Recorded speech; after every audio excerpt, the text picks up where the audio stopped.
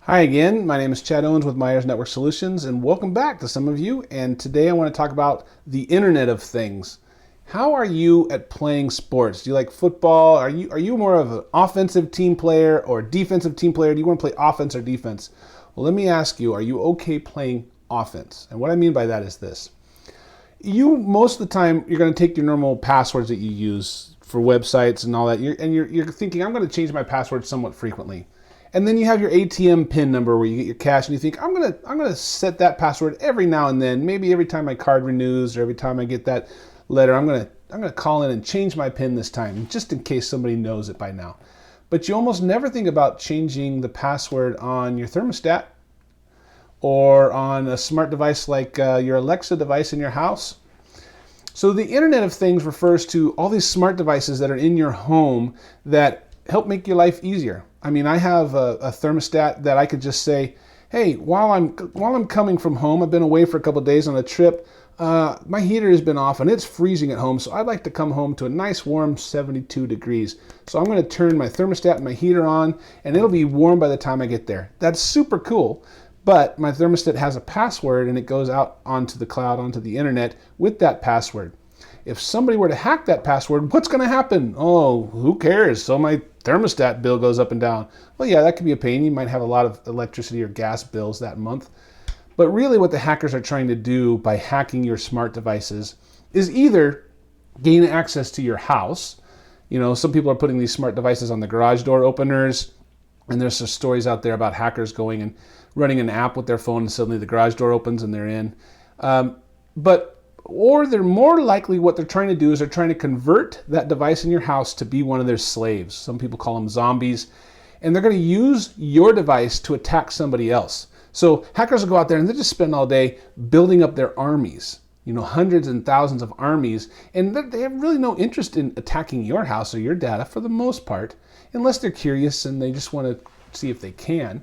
But what they're really trying to do is build an army that can be out there and just become an offensive force against somebody that's going to make them money, right? If I'm trying to take down Google and I'm trying to hold them hostage, I got to have a lot of minions about me because Google's pretty secure and they're pretty big.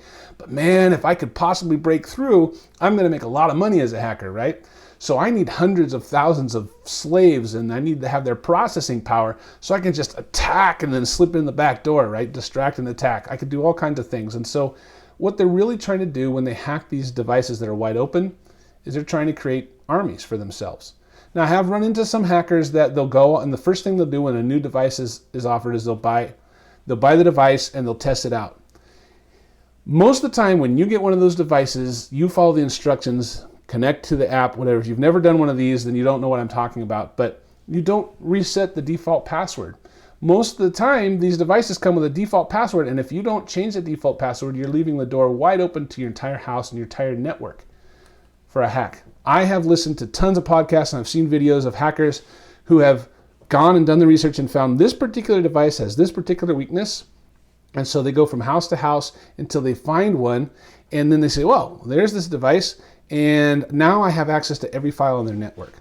So one of the things that you can do to protect yourself from this, besides unplugging the device and throwing your thermostat out the window, which I'm sure some of us have been tempted to do from time to time, definitely have with my Alexa assistant there. She's spying on me.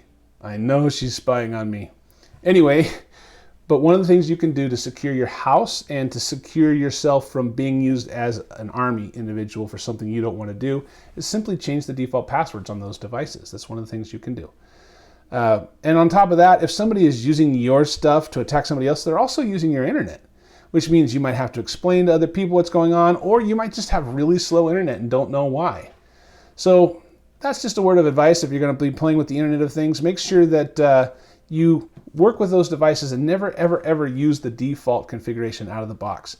And if this is like, oh, I don't know how to do that, I barely got the thing working myself. Well, if you go to the support website for that device, it's going to tell you how to change your password. You should probably do that somewhat regularly, at least once a year on those devices.